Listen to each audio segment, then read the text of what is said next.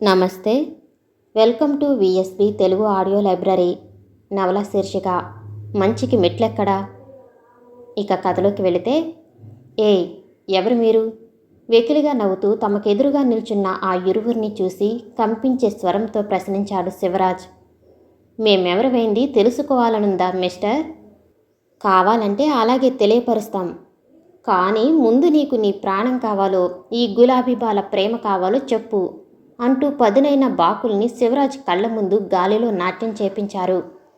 తెల్లతాచులా తళతళా మెరుస్తున్న ఆ బాకుల్ని చూడగానే శివరాజ్ గొంతు పిడచకట్టుకుపోయింది. నాలుక ఎండిపోయింది. అతని పక్కనున్న గులాబీ బాల కమల భయంతో కెవ్వున కేక వేయబోయింది. గొంతు నుంచి కేక వెలుపలికొచ్చిందో నీ గుండెల్లో గుచ్చుకుంటుంది ఈ బాకు అంటూ తళతళా మెరుస్తున్న బాకుమనను వక్షోజాల మధ్యనున్న సన్నని లోయలాంటి ప్రదేశంలో ఆనించాడు. బాకుమన ఆనటంతో ఆ సుందరీ నారి గుండెల నుంచి వచ్చిన కేక గొంతులోనే ఆగిపోయింది. మౌనంగా మోగదానిలా ఉండిపోయింది. ఏమిటిది? శివరాజ్ హీనస్వరంతో ప్రశ్నించాడు. అనవసరంగా ప్రాణాలు తీసే అలవాటు లేదు, కానీ అవసరమని వస్తే ప్రాణాలు తీయటంలో వెనుకాడేది లేదు. ప్రాణం ఇస్తావో ప్రాణాలతో బయటపడతావో నిర్ణయించుకో త్వరగా. కర్కశంగా కఠినంగా ధ్వనించింది అతని స్వరం. నగరానికి దూరంగా ఉన్న తమ రహస్య స్థావరంలో మద్యపానీయం నిషా చవిచూసి అర్ధరాత్రి తర్వాత నగరానికి తిరిగి వస్తున్న కమల, శివరాజ్ ఈ హఠాత్ సంఘటనతో శిలా విగ్రహాల్లా స్తంభీభూతులయ్యారు. అంతటా కారు చీకటి. చుట్టూ కురులు విరబోసుకున్న దెయ్యాల గుబురుగా పెరిగిన చెట్లు. ఎదురుగా తళతళ మెరుస్తున్న బాకులు ధరించిన ఇద్దరు దుర్మార్గులు. ఏం చేయాలో తోచలేదు శివరాజ్కు. అంతకుముందు సేవించిన మత్తు పానీయం నిషా చాలా వరకు దిగిపోయింది. మీకేం కావాలి? కమల నెమ్మదిగా ఎక్కడో నూతిలోంచి అడిగినట్లు అడిగింది. నువ్వు కావాలి, అది కొన్ని క్షణాలు మాత్రమే. కమల బుగ్గలు నిమురుతూ అన్నాడు. ఆమె దేనికి? చంపుతారా ఏమిటి? శివరాజు ప్రశ్నించాడు. ఆడదాన్ని, అందులోనూ అందమైన ఆడదాన్ని చంపటానికి మేం మూర్ఖులం కాదురా ఈడియట్. రసహృదయం, సౌందర్య పిపాసులం. ఈ గులాబీ సౌందర్య పరిమళాలను ఇలా వాసన చూసి అలా వదిలేస్తాం అంతే. తర్వాత క్షేమంగా నిన్ను చేరుకుంటుంది. ప్రాణం మీద తీపితో నీ దారిన నువ్వు వెళతావా, లేక మా దారికి అడ్డు వచ్చి ఆ ప్రాణం పోగొట్టుకుంటావా? క్విక్. నా దారిన నేను వెళతాను. గుడ్, బుద్ధిమంతుడివిలా ఉన్నావు. కానీ ఆమెనేమీ చేయరు కదా? సందేహం వెలుబుచ్చాడు శివరాజ్. ఏమీ చేయం. రేకుల వాసన చూసి పంపిస్తాం. టైం వేస్ట్ చేయక నీ దారిన నువ్వు నడువు. శివరాజ్ ముందుకు అడుగులు వేశాడు. రాజ్, గొడిగినట్టు అంది కమల. అతన్ని నమ్ముకుంటే లాభం లేదు, రక్షణ అంతకంటే లేదు. అటు నడు. గుబురుగా పెరిగిన చెట్ల వైపుకు చూపిస్తూ కమలను అటుగా నడిపించారు. మిస్టర్, ఈమెను మా నుంచి రక్షించాలని ప్రయత్నించావో ప్రాణాలతో నిన్ను చేరుకోదు. అండర్స్టాండ్ అన్నాడు పోతున్న శివరాజ్ వైపు చూస్తూ. 4 అడుగులు నెమ్మదిగా వేసిన శివరాజ్ వారికి కొంచెం దూరమైన తర్వాత తిరిగి చూడకుండా ఒకటే పరుగు లంకించుకున్నారు. బ్రతికానురా భగవంతుడా అనుకుంటూ. రోడ్డు దాటి గుబురుగా పెరిగిన వృక్షాల మధ్యకు కమలను తీసుకుపోతున్నప్పుడు ఏదో పురుషాకారం విపరీతమైన శక్తితో వారి మీదకి లంఘించి వెలికిలా పడేట్టు ఒకని గుండెల మీద తన్నింది. ఆ తన్నుకు అమ్మ అని నేల కొరికాడు ఒకడు. వాడి చేతిలోని బాకు అల్లంత దూరాన పడింది. తమ దుష్కృత్యానికి విఘ్నం కలుగుతున్నట్టు గ్రహించిన రెండవ వాడు కమలను వదిలి తన అనుచరుడికి సాయంగా మధ్యలో వచ్చిన పురుషాకృతి మీదకి దూకాడు. పిడికిలి బిగించి మీదికి వస్తున్న వాడి గడ్డం కింద బలంగా ఒక్క గుద్దు గుద్దటంతో నాలుక కొరుక్కుని ఎగిరి 2 గజాల దూరంలో పడ్డాడు రెండవవాడు. మొదటివాడు తల విదిలించుకుని లేచి నిలబడ్డాడు. దూరంగా పడిన బాకును చేతిలోకి తీసుకుని అతన్ని ఎదుర్కొన్నాడు. అతని బాకుకు అందకుండా తప్పించుకుంటూ అతనితో పెనుగులాడసాగాడు. విషయం గ్రహించిన కమల హెల్ప్, హెల్ప్ అని పెద్దగా 2 సార్లు అరిచింది. తమ కార్యానికి అంతరాయం కలిగిందని గ్రహించిన ఆ దుర్మార్గులిద్దరూ పారిపోవటం ఎంతైనా శ్రేయస్కరమని గ్రహించి చేతికందిన మధుపాత్రను నేలపాలు చేసిన అతన్ని ప్రాణాలతో వదలటం ఇష్టం లేక పారిపోయే ముందు కసిగా పదునైన బాకును అతని వక్షస్థలంలో గుచ్చి మరీ పరిగెత్తారు. ప్రమాదాన్ని గ్రహించి పక్కకు ఒత్తిగిల్లటంతో వక్షస్థలంలో గుచ్చుకోవలసిన బాకు పక్కన గుచ్చుకుంది. దుర్మార్గులు కాలికి బుద్ధి చెప్పటంతో ఘోర విపత్తు నుంచి తనను రక్షించిన ఆ సాహసికునికి హృదయపూర్వకంగా కృతజ్ఞతలు తెలియపరుద్దామన్న భావంతో కమల అతన్ని సమీపించి నక్షత్రాల మసక కాంతిలో అస్పష్టంగా కనిపించిన అతని ముఖాన్ని గుర్తించి ప్రసాద్ అంది ఆశ్చర్యం కృతజ్ఞత నిండిన స్వరంతో మృదువుగా. నేనే కమల.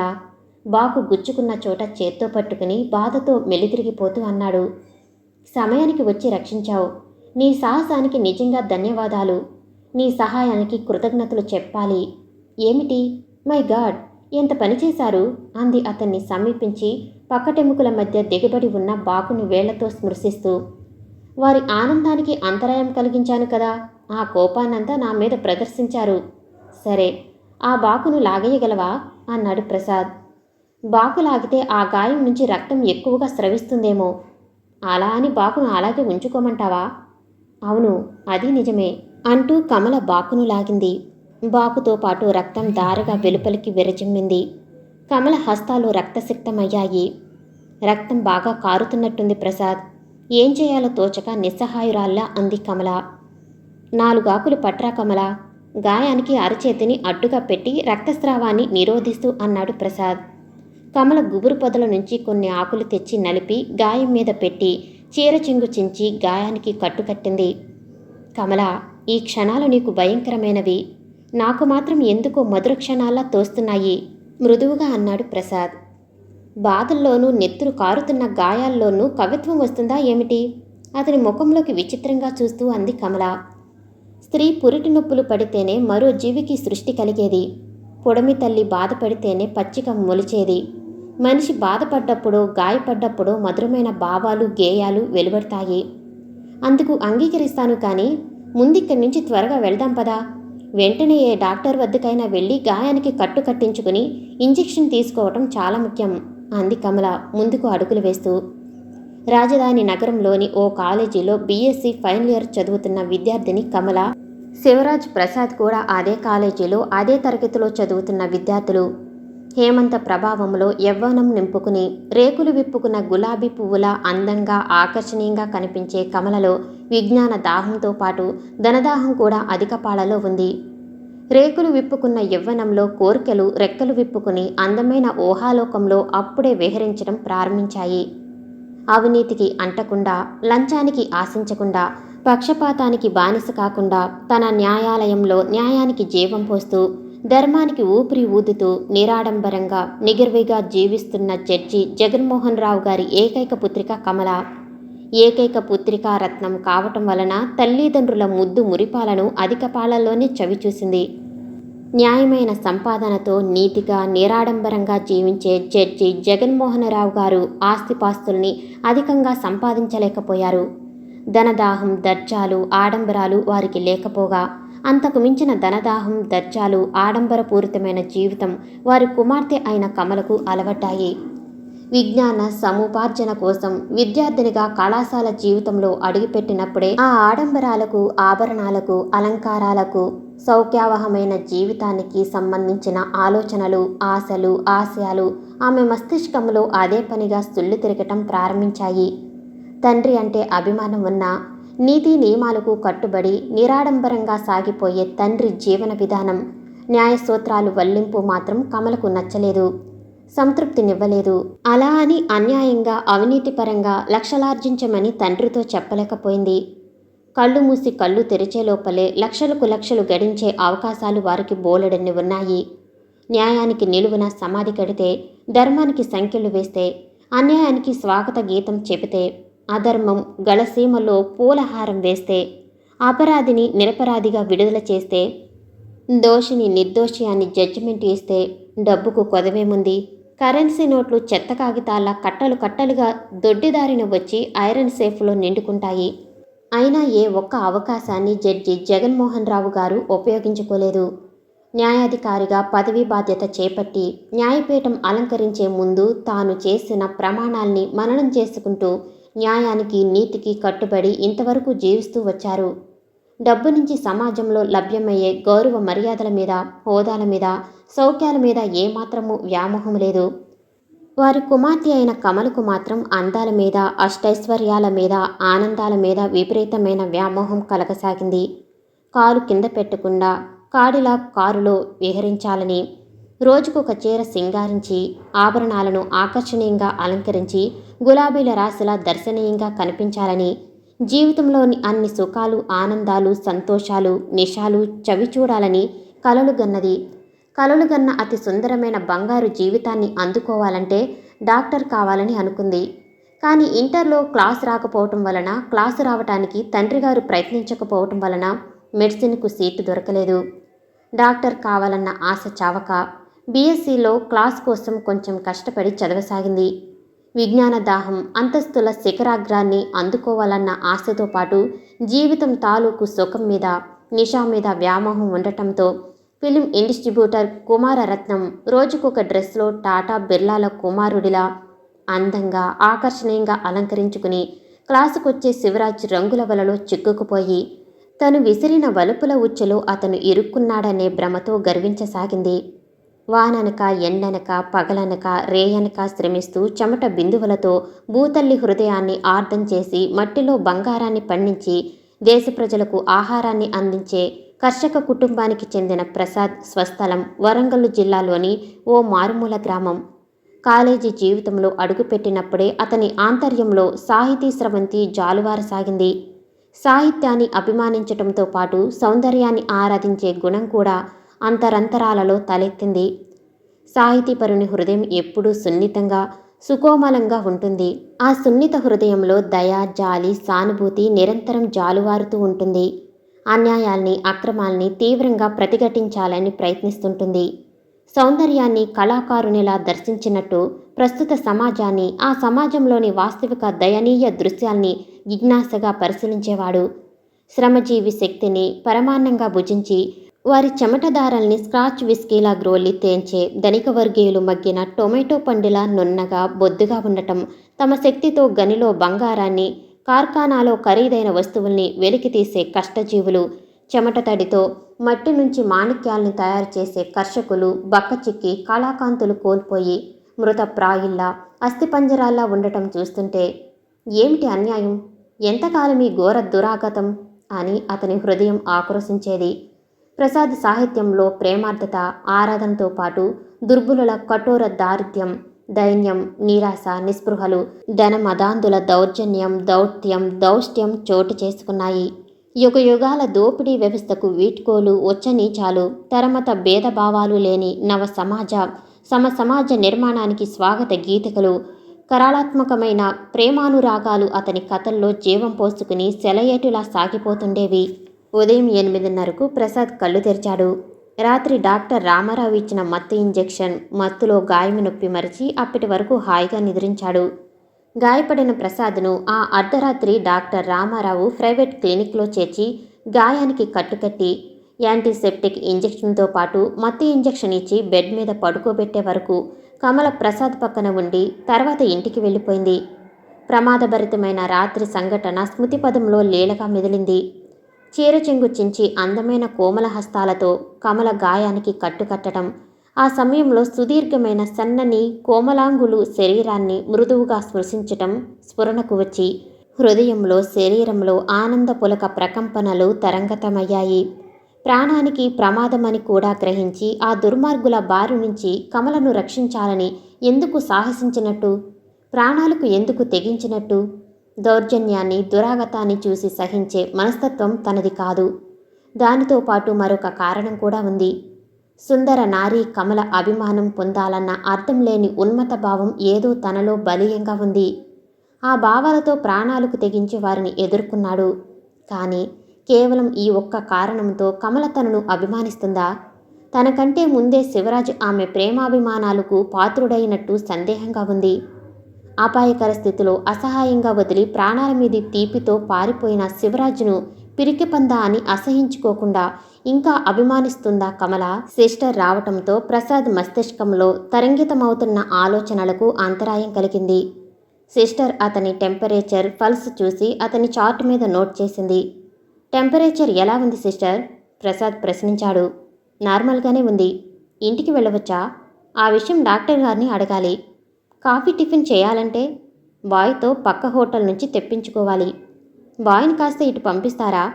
నిరభ్యంతరంగా అంటూ సిస్టర్ వెళ్ళిపోయింది.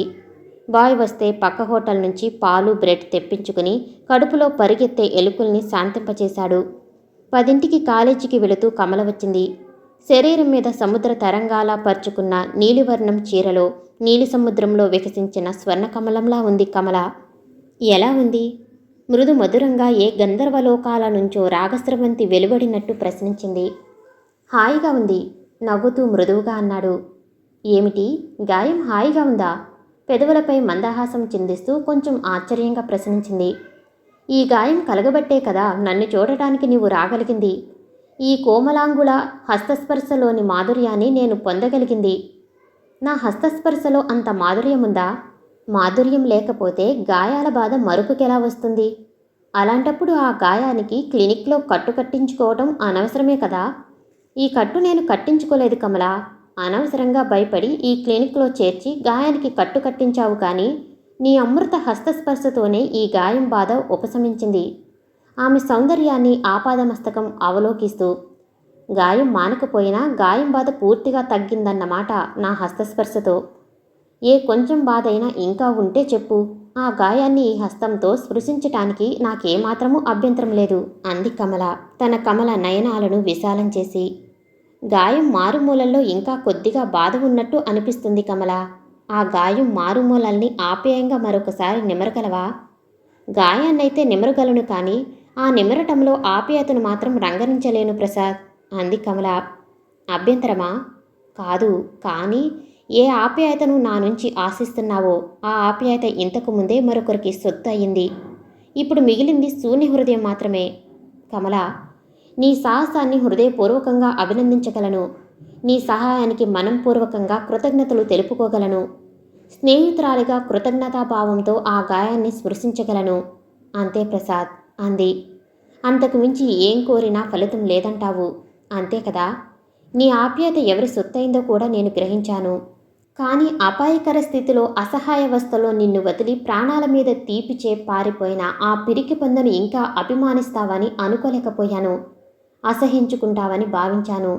అలా భావించటం భ్రమించటమేనని ఇప్పుడు గ్రహించాను. ఈ అల్పకారణంగా అతన్ని అసహించుకోవటంలో అర్థం లేదనుకుంటాను. అతని పిరికితనాన్ని అసహించుకోవటంలో అర్థం లేదు, కానీ అతని స్వార్థాన్ని మాత్రం అసహించుకోక తప్పదు. నీ సాహసాన్ని అభినందిస్తున్నాను, నిన్ను అభిమానిస్తున్నాను. కానీ ఆ అభిమానంలో ఆప్యాయత ఉండదంటావు. ప్రాణం మీద తీపితో నిన్ను దుర్మార్గులకు అప్పగించి పారిపోయిన పిరికి పందం మీద ఆప్యాయతతో నిండిన అభిమానం, ప్రాణాలకు తెగించి నిన్ను రక్షించిన నా మీద ఒట్టి అభిమానం. ఈ సాహసం సహాయం వెనుక నీ స్వార్థం ఉందంటావు. ఏ స్వార్థం లేకుండా ఉండటానికి నేనే మహాత్ముణ్ణి, మహానుభావుణ్ణి కాదు కమలా, మామూలు మనిషిని.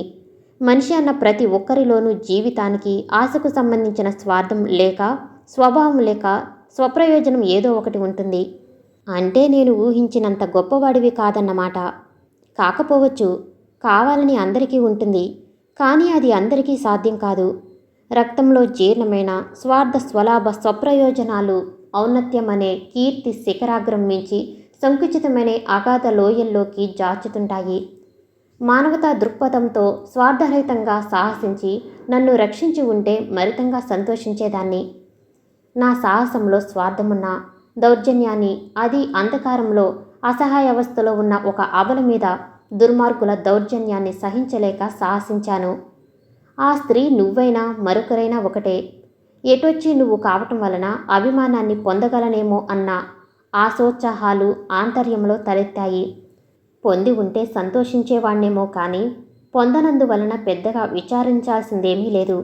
ఎందుకంటే నీ హృదయపు బెర్తు మీద మరొకరు నాకంటే ముందే పవళించి ఉన్నాడు. ఆ బెర్తు మీద నాకు చోటెక్కడా? నవ్వుతూ అన్నాడు ప్రసాద్. ప్రసాద్, అభిమానం నిండిన స్వరంతో అంది కమల. అయితే అతను నీ హృదయపు బెర్తు మీద పవళించటానికి అర్హుడా కాదా అన్నది నువ్వే నిర్ణయించుకోవాలి. అందుకు అర్హుడనే భావిస్తున్నాను. కాదని గ్రహించినప్పుడు ఆ బెర్తు మీద నీకు తప్పకుండా చోటుంచుతాను ప్రసాద్, సరేనా? నవ్వుతూ అంది కమల. థ్యాంక్స్. ఏమిటి? కమల థ్యాంక్స్ చెప్పాల్సింది పోయి నువ్వు చెబుతున్నావు అంటూ డాక్టర్ గదిలో ప్రవేశించాడు. మీ క్లినిక్లో నన్ను అడ్మిట్ చేసినందుకు ఈమెకు కృతజ్ఞతలు చెప్పాలి కదా, నవ్వుతూ అన్నాడు ప్రసాద్.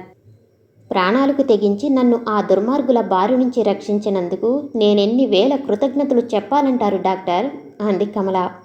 ఇంకా కృతజ్ఞతలు చెప్పుకోవటంలోనే ఉన్నారా మీరు? ఇంకేమైనా చెప్పుకుంటున్నారేమో అనుకున్నాను. వారిలో శృతి కలిపి నవ్వుతూ అన్నాడు డాక్టర్. ప్రస్తుతానికి వేరే ఏ విషయాలకు మా హృదయాలలో చోటు లేదు డాక్టర్.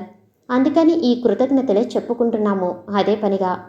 ఆల్ రైట్, ఎలా ఉందిప్పుడు? డాక్టర్ ప్రశ్నించాడు. హాయిగానే ఉంది. మీరు అనుమతిస్తే నా రూమ్కి వెళ్ళిపోతాను. No no, 2 రోజులుండాలి. బెడ్ నుంచి కదలకూడదు. కదలిక వలన గాయం నుంచి రక్తం స్రవించే అవకాశం ఉంది. గాయం పూర్తిగా మానే వరకు ఉండకపోయినా గాయం మీద చెక్కు కట్టే వరకైనా కదలకుండా బెడ్ మీద విశ్రాంతి తీసుకోవాలి. కనీసం ఇంకా 2 ఇంజెక్షన్లైనా తీసుకుని రోజు కొత్త కట్టు కట్టించుకోవాలి. ఒక్క క్షణం ఆగి ఓ 10 నిమిషాల్లో సిస్టర్ వచ్చి ఆ కట్టు విప్పి కొత్త కట్టు కడుతుంది అంటూ పక్క గదిలోకి వెళ్ళిపోయాడు డాక్టర్. కాలేజీకి టైం అవుతుంది, మరి నే వెళ్ళనా? అంది కమల. క్లాస్లో రవీంద్ర కనిపిస్తే ప్యాంటు బుష్ షర్టు తీసుకుని ఇక్కడికి రమ్మని చెప్తావా? ఇంకా రక్తంతో తడిసిన ఆ ప్యాంటు బుష్ షర్టు మీదే ఉన్నావన్నమాట. డాక్టర్ కట్టుగట్టి ఇంజెక్షన్ ఇచ్చాడే కానీ డ్రెస్ మార్చుకోవటానికి ప్యాంటు బుష్ షర్టు ఇవ్వలేదు. డాక్టర్స్ వద్ద మంచినీళ్లు మందుబిళ్ళలు ఉంటాయి కానీ ప్యాంట్లు బుష్ షర్ట్లు ఉంటాయా ఏమిటి? మధ్యలోనే నవ్వుతూ అన్నాడు ప్రసాద్. అలాగే రవీంద్రకి చెప్తాను అంటూ కమల అక్కడి నుంచి బయలుదేరింది. రవీంద్ర గారు, ఇంటర్వెల్లో కమల పిలవటంతో ప్రసాద్ క్లాస్మేట్, రూమ్మేట్, మిత్రుడు అయిన రవీంద్ర ఆశ్చర్యంగా చూస్తూ కమలను సమీపించాడు. మీ ఫ్రెండ్ ప్రసాద్ వెంకటరమణ క్లినిక్లో ఉన్నాడు. ప్యాంటు బుష్ షర్టు తీసుకుని మిమ్మల్ని రమ్మని చెప్పమన్నాడు. ప్రసాద్ క్లినిక్లో ఉన్నాడా? ఏమైంది? ఎందుకున్నాడు? విషయం అర్థం కాని రవీంద్ర ఆదుర్దిగా ప్రశ్నించాడు. అన్యాయాల్ని దౌర్జన్యాల్ని సహించలేని మనస్తత్వం కదా మీ ప్రసాద్ది. అందుకని ఆ క్లినిక్లో చేరాల్సి వచ్చింది. అంటే ఏం లేదు, అసహాయుల్ని అపాయం నుంచి సంరక్షించే విషయంలో కొద్దిగా గాయపడ్డాడు. ప్యాంటు బుష్ షర్టుకు రక్తపు మరకలయ్యాయి. ఇప్పుడు ఎలా ఉంది? ఎలా ఉందని నేను అడిగితే హాయిగానే ఉందన్నాడు. గాయం అంత ప్రమాదకరమైంది కాదులేండి. Thanks for your kind information అంటూ రవీంద్ర వెలుపలికి నడిచాడు. ఏకాంత సమయం కోసం అసహనంగా ఎదురు చూస్తూ నిల్చున్న శివరాజ్ రవీంద్ర వెళ్ళగానే కమలను సమీపించాడు. కమల, నువ్వు సురక్షితంగా తిరిగి వచ్చినందుకు భగవంతునికి మనస్ఫూర్తిగా కృతజ్ఞతలు అర్పిస్తున్నాను. పోతే నా అసమర్థతకు నన్ను క్షమించమని కోరుతున్నాను. మొదటిసారిగా క్షమిస్తున్నాను రాజ్. అలా మరొకసారి పారిపోతే మాత్రం జీవితాంతం క్షమించను. జీవితంలో నీ ముఖం కూడా చూడను. చెట్ల నీడ వైపు అడుగులు వేస్తూ అంది. నిజంగా నా కోసం పారిపోలేదు కమల. సహాయంగా ఎవరినైనా తీసుకువచ్చి ఆ దుర్మార్గుల నుంచి నిన్ను రక్షించుకుందామనుకున్నాను. అయినా ఆ సమయంలో అంతకంటే మార్గమేముంది చెప్పు? నేనా ఒక్కడిని, వాళ్ళ 2, పైగా 2 వద్ద బాకులున్నాయి. చాలా గొప్ప ఆలోచనే నీది. సమయానికి ప్రసాద్ వచ్చి ఆదుకోబట్టి సరిపోయింది. లేకపోతే ఎంత ఘోరం జరిగిపోయేదో. ఏ ప్రసాద్? మధ్యలోనే ప్రశ్నించాడు శివరాజ్. నిజంగా నా పాలిట వరప్రసాద్. నేను క్షేమంగా కుసుమంలా తిరిగి వచ్చినందుకు నువ్వు కృతజ్ఞతలు అర్పించాల్సింది ఆ భగవంతుడికి కాదు, మన క్లాస్మేట్ ప్రసాద్కు. నిన్ను మన క్లాస్మేట్ ప్రసాద్ రక్షించాడా? భయంతో నువ్వటు పారిపోగానే ఇటు ప్రసాద్ సింహరాజంలా ఆ దుర్మార్గుల మీద లంఘించాడు. కాలుతో ఒకడిని ఫుట్బాల్ను తన్నినట్టు తంతే మరొకడిని చేత్తో వాలీబాల్ను కొట్టినట్టు కొట్టాడు. ఉల్లాసంగా చెయ్యి కాలు ఊపుతూ అంది కమల. ఇప్పటి వరకు కళాన్నే కత్తిగా ఉపయోగిస్తాడనుకున్నాను. అవసరమైతే చేతులు కూడా కత్తిలా ఉపయోగించగలడన్నమాట. అవును, ఆ విషయాన్ని రుజువు చేశాడు. నువ్వతనికి కృతజ్ఞతలు చెప్పుకోవాలి రాజ్ అంది కమల. చెప్పుకోవాల్సిందేనంటావా? అందుకు అభ్యంతరం ఉందా ఏమిటి? ధనిక వర్గాన్ని తన శత్రుపక్షంగా ద్వేషించే మనస్తత్వం ప్రసాదిది. ధనిక వర్గాన్ని కాదు, ధనమదాంధుల్ని తన శత్రువులుగానే కాదు, ఈ సమాజ వికాసానికి చీడపురుగుల్లాగా భావిస్తాడు, ద్వేషిస్తాడు. అంతేకాదు, ఆ ధనమదాంధుల దౌర్జన్యాన్ని, దౌష్యాన్ని తీవ్రంగా ఖండిస్తాడు. అన్యాయాన్ని, అక్రమాన్ని తీవ్రంగా ఎదుర్కొంటాడు. దౌర్జాన్ని, దుర్మార్గాన్ని సహించలేని మనస్తత్వం కనుకే తన విషయం మర్చి నా కోసం గత రాత్రి ఆ దుష్టుల్ని ఎదుర్కోగలిగింది. పరిమళం చెడని ప్రసూనంలా నిన్ను నా వద్దకు చేర్చగలిగింది. ఆల్ రైట్, అలాంటప్పుడు కృతజ్ఞతలు చెప్పుకోవటానికి నాకెలాంటి అభ్యంతరమూ లేదు. సాయంత్రం అలాగే వెళదాం అన్నాడు శివరాజ్ గత్యంతరం లేనివాడిలా అంగీకరిస్తూ. పత్రికలలో ప్రచురితమైన ప్రసాద్ వివిధ కథల్ని పఠించిన శివరాజ్ ప్రసాద్లో ధనిక వర్గం మీద తగని విద్వేషం ఉన్నట్టు అపోహపడ్డాడు. సాయంత్రం కమల, శివరాజ్ ప్రసాద్ వద్దకు వచ్చారు. కమల సంతోష సంతృప్తుల కోసం పెదవులతో ప్రసాద్కు కృతజ్ఞతలు తెలియపరిచాడు శివరాజ్. కొన్ని క్షణాల అనంతరం, ఇహ వెళ్దామా కమల అంటూ ఆమె సమాధానాన్ని ఆశించకుండా వెలుపలికి నడిచాడు శివరాజ్. నే వెళ్ళనా? ప్రసాద్ను సమీపించి అంది కమల. ఉండమనే అధికారం నాకు లేదుగా. సరే, ఈ గుండె గాయాల అనుభూతితో ఓ గేయం రాశాను చూడు అంటూ ఓ కాగితాన్ని అందించాడు. కమల తన కోమలాంగులతో ఆ కాగితాన్ని అందుకుని తన కమల నయనాలను అందులోని అక్షరాల మీదకి సారించింది. గుండె గుడిలో కోట్లాడే నీ అందాలకు, కళ్ళ ప్రతిమల్లో వెలిగే ఆ అందాల కాంతులకు ఏ విధమైన రూపాన్ని భావాన్ని ఇవ్వలేక, నా సౌందర్య దాహాన్ని ఆరాధనను పలికించలేక, అక్షరమాలల్లో నిన్నావిష్కరించలేక, గుండె లోతుల్లో కలల కరవాలాన్ని గుచ్చి గుండె గాయాలు చేసుకుంటూ రక్తపు బొట్లు చిలికిస్తూ నెత్తురుమాలలు కడుతున్నాను. నా పాళి అంచుల విడిచి నీ అరికాళ్లకు రుధిర పువ్వులు దిద్దే ప్రతి చుక్క నా కన్నీటి బొట్టు. నా గుండెల గుడిలో నిన్ను ప్రేమగా ప్రతిష్ఠించి ప్రేమకు ఫలితానికి కాలమానం కడుతున్నాను. ఈ రక్తపు బొట్లతో కడుతున్న ఆ నెత్తురుమాలలు ఏ సుందర నారి గళసీమను అలంకరిస్తాయో కానీ ఈ గేయంలో భావం మాత్రం ఉన్నతంగానూ కళాత్మకంగానూ ఉంది ప్రసాద్ అంది కమల. ఎవరి గళసీమను అలంకరించాలని ఆశిస్తున్నానో నీకు తెలియదా కమల? శుష్క మందహాసంతో అన్నాడు. నా హృదయపు బెర్తు మీద మరొకరు విశ్రమిస్తున్నారని నీతో చెప్పాను కదా. నీ ఈ నెత్తురుమాలలకు మరొకరిని అన్వేషించు. నా అన్వేషణ ఫలిస్తుందన్న విశ్వాసం లేదు. అసలు మరొకరి కోసం అన్వేషించాలని అనిపించటం లేదు. ప్రపంచం విశాలమైంది. ఎన్నో సౌందర్యాలు, సౌకుమార్యాలు, సౌరభాలు నిత్య నూతనంగా వికసిస్తుంటాయి. గేయం ఉన్నతంగా కళాత్మకంగా ఉంది కనుక ఏ పత్రికకైనా పంపించు. నే వెళుతున్నా అంటూ వెలుపలికి నడిచింది కమల. పోతున్న ఆమె వైపు చూస్తూ ఆలోచనా తరంగాలలో ఎటో తేలిపోతూ అలాగే ఉండిపోయాడు ప్రసాద్. రాత్రి 10 గంటలు. నగరానికి వెలుపల ఉన్న 3 అంతస్తుల అందమైన భవనంలో దమ్ మార్ దమ్ మీ జాయగహం అనే పాట మృదు మధురంగా మాదకతాపూర్వకంగా వినిపిస్తుంది. ఆ పాటలతో పాటు లయబద్ధంగా కర్ణపేయంగా వినిపిస్తున్న సంగీతం ఆ హాల్లో సమావేశమైన కళాశాలల విశ్వవిద్యాలయ విద్యార్థుల హృదయాన్ని పులకింపచేసి నరాల్ని రక్తనాళాల్ని మృదువుగా శృతి చేసి రక్తంతోనూ శరీరంలోనూ రాగమాధురిని మాదకతను తరంగాలుగా తరంగితం చేయసాగింది. అతి సుందరము విశాలమైన హాలులో గండు తుమ్మెద లాంటి యువకులు, అందమైన సీతాకోక చిలుకుల్లాంటి యువతీమణులు గుంపులుగా ఉన్నారు. అక్కడక్కడ టేబుల్స్ మీద ఖాద్య పదార్థాలతో నిండిన పింగాణి ప్లేట్లు, బ్రాందీ, విస్కీ మత్తు పానీయాలతో పూరింపబడిన గాజు గ్లాసులు దేదీప్యమానంగా ప్రకాశిస్తున్న విద్యుద్దీపాల కాంతుల్లో ఆకర్షణీయంగా అతి విచిత్రంగా మెరుస్తున్నాయి. మత్తు పానీయాలతో పాటు మత్తు పదార్థం అయిన నల్లమందుతో తయారు చేయబడిన క్యాప్సూల్స్, మత్తుతో పాటు మనిషిని మనోహరమైన స్వాప్నిక జగత్తులో నిలిపే మత్తు పదార్థం మార్జువానాతో సగం వరకు నింపబడిన ఖరీదైన సిగరెట్స్ కూడా అందరికీ అందుబాటులో ఉన్నాయి. కొంతమంది మార్జువానా సిగరెట్ పొగ పీలుస్తూ ఆనంద పారవస్యంతో నూతన లోకాలకు తేలిపోతూ అర్ధ నిమీలిత నేత్రులై ఆ గాన మాధుర్యానికి, సంగీత స్రవంతికి తలలు ఊపుతున్నారు. మరికొంతమంది నల్లముందు గుళికల్ని చప్పరిస్తూ నిషాలో తూలిపోతుంటే, మరికొంతమంది మత్తు పానీయాల్ని సిప్ చేస్తూ నాగస్వరం వింటున్న నాగుబాముల్లా లయబద్ధంగా అడుగుల్ని, అవయవాల్ని కదిలించసాగారు. వివిధ రకాలైన వేషధారణతో, వివిధ రకాల వస్త్రాలంకరణతో సముద్ర తీరంలో వెన్నెల రాత్రులలో విహరిస్తున్న గంధర్వ స్త్రీ పురుషుల్లా ఉన్నారు అక్కడ చేరిన యువతీ యువకులు. సౌందర్యాలు వారి శరీరాల మీద వెన్నెల కాంతుల్లా పరుచుకుంటున్నాయి. యవ్వన లావణ్యాలు మినుగురు పురుగుల్లా వారి శరీరాల మించి జలజలా రాలుతున్నాయి.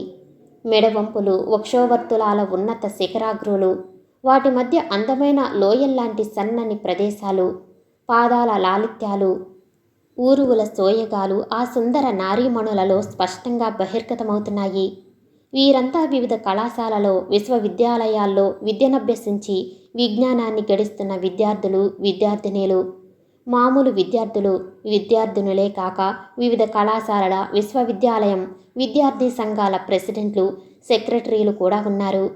ఈ నాగరిక సమాజంలో గౌరవ హోదాల్లో, ఉన్నతమైన ఉద్యోగాలలో జీవిస్తున్న వారి పుత్రరత్నాలు, పుత్రికారత్నాలు అధిక సంఖ్యలో ఉన్నారు. వాళ్ళల్లో మత్తు పానీయాల్ని మంచినీళ్ళ ప్రాయంగా తాగటం, మార్జువానా నింపిన సిగరెట్స్ను మామూలు సిగరెట్స్లా తాగటం, నల్లమందు గోళీలను చాక్లెట్స్ చప్పరించినట్టు చప్పరించటం, కరెన్సీ నోట్లను చిత్తు కాగితాల్లా ఖర్చు చేయటం వారికి బాగా అలవాటైంది. ఇహపోతే యవ్వనం తాలూకు మకరంద మధువును, జీవితం తాలూకు సుఖాన్ని గ్రోలటం, కూల్ డ్రింక్ షాపులో కూర్చుని గోల్డ్ స్పాట్, కోకోకోలా చల్లని పానీయాలను సిప్ చేసినంత తేలిగ్గా మామూలుగా సిప్ చేస్తుంటారు ఆ రహస్య స్థావరంలో రహస్యంగా సమావేశమై. ప్రభుత్వంలో పలుకుబడి, నాగరిక సమాజంలో పేరు ప్రతిష్టలు ఉన్న ధనిక వర్గానికి చెందినవారు కనుక చట్టమన్నా సమాజమన్నా వారికి భయం లేదు. ఈ చట్టాలు వారి ముందు నిర్జీవమో నిర్వీర్యమో అయిపోతూ ఉంటాయి. వారానికి ఒకసారో రెండుసార్లు ఆ భవనంలో రహస్యంగా సమావేశమై నిశాలోకంలో మునిగి సుఖాల తీరంలో విశృంఖలంగా విహరిస్తుంటారు. పానశాల, ప్రథమ శ్రేణి వ్యభిచార గృహం లాంటి ఆ భవనం మీద పోలీసులు రైడ్ చేస్తారనే భయం అక్కడ సమావేశమైన యువతీ యువకుల్లో అసలు లేదు. కారణం, పదవిలో ఉన్న మంత్రిగారికి కుడిభుజం వంటి ఓ ప్రజాప్రతినిధి బావమర్ది ఆధ్వర్యంలో ఉందా భవనం. అతను తన రాజకీయ పలుకుబడితో మణుగుల కొద్దీ మత్తు పదార్థాన్ని, పీపాల కొద్దీ మత్తు పానీయాల్ని యువతరానికి ప్రతినిధులైన విద్యార్థులకు సప్లై చేస్తున్నాడు. భావి భారత నిర్మాతలు, భారత భాగ్య విధాతలు తాము కళాశాలలో, విశ్వవిద్యాలయాల్లో సముపార్జించిన విజ్ఞానంతో దేశ ప్రజల్ని, యువతరాల్ని చైతన్యపూరితులను చేసి నవ సమాజ నిర్మాణానికి, దేశ భవిష్యత్తుకు బంగారు బాటలు వేయాల్సిన ఈ విద్యార్థినులు మూర్జువాన మత్తులో, మత్తు పానీయాల మైకంలో, గాఢ సుగప్త వ్యవస్థలో చైతన్యరహితుల్లా కాలం గడపటం నిజంగా శోచనీయమైన విషయం. ఆకలి, దారిద్ర్యం, అన్యాయం, లంచగొండితనం, చీకటి వ్యాపారం, దోపిడీ విధానం పెచ్చు పెరిగిపోతున్న ఈ క్లిష్ట పరిస్థితుల్లో, అసహాయావస్థలో, అజ్ఞానాంధకారంలో అలమటిస్తున్న నిర్దయులైన కర్షకులలో, కార్మికులలో, విద్యార్థులలో నవ చైతన్యాన్ని కలిగించి స్వార్థపరులైన నాయకులకు, లంచగొండి అధికారులకు, చీకటి వ్యాపారస్తులకు, దోపిడీదారులకు వ్యతిరేకంగా ప్రజా ఉద్యమాలకు కృషి చేయాల్సిన ఈ యువకులు, మేధావులు, విద్యార్థుల ప్రియతమ నాయకులు నల్లమందు మత్తులో జోగుతూ ఉంటే ఈ అన్యాయాల్ని, లంచగొండితనాన్ని, చీకటి వ్యాపారాన్ని అరికట్టేదెవరు? ప్రభుత్వాధికారాల్లోని అవినీతిని, ఆశ్రిత పక్షపాతాన్ని అడిగేదెవరు? చీకటి వ్యాపారంలోని అక్రమ లాభాన్ని నిరోధించేదెవరు? సాంఘిక దురన్యాయాలు, ఆర్థిక అసమానతలు, అవినీతి, లంచగొండితనము లేని నవ సమాజాన్ని నిర్మించాలన్నా, నూతన శకానికి నాంది గీతం ఆలపించాలన్నా విజ్ఞానులు, యువ కిశోరాలు అయిన ఈ విద్యార్థులే ప్రధాన పాత్ర వహించాలి. సామూహికంగా జరిగే వారి ఉద్యమాల శక్తి అణుశక్తి వంటిది. వారి ఉత్సాహం, ఉద్రేకం ఎగిరిపడే కడలి తరంగం వంటిది. శ్రామికుల శ్రమను దోపిడీ చేసి వారి గర్మజలాన్ని మధు బిందువులుగా తాగి బొజ్జలు పెంచుకున్న ఈ సమాజంలోని సోమరితనాన్ని ప్రభుత్వ యంత్రాంగంలో ప్రతి భాగంలోనూ పేరుకుపోయి అంటువ్యాధులా పరిణమిస్తున్న అవినీతి, లంచగొండితనం అనే కురుపుల్ని శస్త్రచికిత్స ద్వారా బాగు చేయగల మేధావులు, సర్జన్లు ఈ విద్యార్థులు. అలాంటి ఈ విద్యార్థులు చైతన్యపూరితులై నాయకుల స్వార్థ స్వప్రయోజనాల్ని, ప్రభుత్వంలోని అవినీతిని, లంచగొండితనాన్ని, పెట్టుబడి వర్గం దోపిడీ విధానాన్ని గ్రహిస్తే ఆగ్రహంతో, ఉద్వేగంతో సముద్ర కెరటాలా తిరగబడి తమ ఆట కట్టిస్తారని, తమ అధికారానికి స్వస్తివాచకం పలుకుతారని స్వార్థపరులైన కొంతమంది నాయకులు, పెట్టుబడిదారులు, భూస్వాములు, యువతరానికి మార్గదర్శకులు, నవ సమాజ నిర్మాతలు, భారత భాగ్య విధాతలు అయిన విద్యార్థుల్ని మాదకతా ద్రవ్యాల వైపు, మత్తు పానీయాల వైపు ఆకర్షించి వాటి మత్తులలో చైతన్యాన్ని స్తంభింపచేసి సుషుప్త వ్యవస్థలో ఉంచుతున్నారు. మత్తు పానీయాల నిషాలో, స్పర్శ తాలూకు సుఖంలో ఉన్నవారు అంతా బాగానే ఉంది, హాయిగానే ఉంది, all is well with the world అని తృప్తి పడుతున్నారు. ఆ సంతృప్తిలో, సుషుప్తిలో వారు ఉన్నత కాలం దేశంలో భావచైతన్యం వస్తుందన్న భయం లేదు. మన సరిహద్దు రక్షక దళాల్ని గాఢమత్తులో, గాఢ సుషుప్తిలో ఉంచి వాటి శక్తిని బలిహీతం చేయటానికి శత్రుదేశీయులు సరిహద్దు రక్ష దళ స్థావరాలలోకి రహస్యంగా నల్లమందును, మూర్జువాను పంపిస్తుంటే మేధావులు, అన్యాయాన్ని సహించలేని యువ కిశోరాలు అయిన విద్యార్థుల్ని చైతన్యరహితుల్ని చేసి గాఢ సుషుప్తిలో ఉంచాలని స్వార్థపరులు, పదవి వ్యామోహితులు అయిన కొంతమంది నాయకులు విద్యార్థి బృందాలను నల్లమందు నిషావైపుకు ఆకర్షిస్తున్నారు. కొంతమంది తల్లిదండ్రులు తమ స్వార్థం కోసం, సుఖంగా భిక్షాటన చేయటం కోసం తమ పిల్లల కళ్ళు పొడిచి గుడ్డివారిని, కాళ్ళు విరిచి కుంటివారిని చేసి అడుక్కుంటూ బ్రతుకును వెళ్లవేయటం మనం అప్పుడప్పుడు వింటూ ఉంటాము. ఈ నాయకులు, పెట్టుబడిదారులు తమ స్వార్థం కోసం విద్యార్థి బృందాల్ని నల్లమందు మత్తులో జోగుతూ ఉండేలా చేయటం అంతకంటే ఘోరం. పిల్లల్ని గుడ్డివాళ్లను కుంటివాళ్లను చేసిన ఆ తల్లిదండ్రుల తరం హాయిగానే వెళ్ళిపోతుంది. ఆ తర్వాత అవిటి వాళ్ళు అందులో అయిన ఆ పిల్లల గతేమిటి? వారి జీవితం ఎలా తెల్లారాలి? విద్యార్థి బృందాల్ని నల్లమందు ముద్దులో నిశ్శబ్దంగా నిశ్చైతన్యంగా ఉంచినందువలన ఈ స్వార్థపరులు సుఖంగా ఉండవచ్చు. వారు ఉన్నతంగా కాలం అధికారంలో ఐశ్వర్యంలో ఆనందంలో జీవించవచ్చు. వారు పోయిన తర్వాత దేశం గతేమిటి? అజ్ఞానులు అమాయకులు అయిన ప్రజలకు మార్గదర్శకులు ఎవరు? ఈ యువతరానికి వీళ్ళు నేర్పుతున్నదేమిటి? మోసాలు అన్యాయాలు అవినీతి లంచగొండితనం స్వార్థం స్వప్రయోజనం. నవతరానికి వీళ్ళు మిగుల్చుతున్న సంపద సౌభాగ్యాల స్వరూపం ఎలాంటిది? అలజడులు లేకుంటే తిరుగుబాట్లు, కన్నీటి స్తోత్రస్సులు కాకుంటే రుధిర స్రవంతులు, గాయాలు బాధలు వేదనలు అందమైన భ్రమలు వాటి తాలూకు పగటి కలలు రంగువలలు. మత్తు పదార్థాల నిషాలో అందమైన భ్రమలో మనోహరమైన కలల్లో తేలిపోతున్న ఆ యువతి యువకుల నేత్రాలు బరువుగా వాలుతున్న రెప్పల మధ్య దీపశిఖల్లా జ్వలిస్తున్నాయి. శిరస్సు వరకు ప్రాకిన గులాబీ నిషాలతో తూలుతూ నృత్యం చేయసాగారు. మధురమైన సంగీత తరం గాలకు అనుగుణంగా ఓ ఆంగ్లో ఇండియన్ విద్యార్థిని మూజువా సిగరెట్ను పెదవుల మధ్య ఉంచుకుని హాలు మధ్య నిల్చుని అడుగులు కదపకుండా అవయవాల్ని అందంగా వలయాకారంలో కదిలించసాగింది. విద్యుద్దీప కాంతిలో గౌను అంచుల్లో ఉబికి ఉన్న వక్షోవర్తులాల లావణ్యాలు నున్నని ఊరువుల లాలిత్యాలు మెడవంపులు నడుం సొంపులు నిగనిగా మెరుస్తున్నాయి. అక్కడ సమావేశమైన అందరిలోనూ మత్తు పదార్థాల నిష వాంఛ తాలూకు గులాబీ మాదకత ఆవరించింది. హృదయాలు అగ్ని పర్వతాల్లా జ్వలిస్తున్నాయి. రక్తం లావాల సెగలు పొగలు గక్కుతుంది. వాంఛా సర్పాలు సహస్ర ఫణాలు విప్పి బుసలు కొడుతున్నాయి. కొందరు హాలు వదిలి గదుల్లోకి చేరుకుంటున్నారు. కమల, శివరాజ్ మత్తుగా పిలిచాడు. టేబుల్ మీద కాళ్ళు పారచాపి కుర్చీలో తలను వెనక్కి వాల్చి వయ్యారంగా కూర్చుని నిషాతో మూసుకుపోతున్న కళ్ళను బరువుగా తెరుస్తూ మార్జువానా సిగరెట్ తాగుతూ పొగను సుతారంగా గాలిలోకి వదులుతూ అంది కమల. అంతా ఎటు వెళ్తున్నారో చూడు. తూలుతున్న శరీరంతో జారిపోతున్న పైట చెంగులతో తడబడే అడుగులతో గదుల్లోకి వెళుతున్న జంటల్ని చూపిస్తూ అన్నాడు శివరాజ్. సుఖాల తీరానికి వెళుతున్నారు.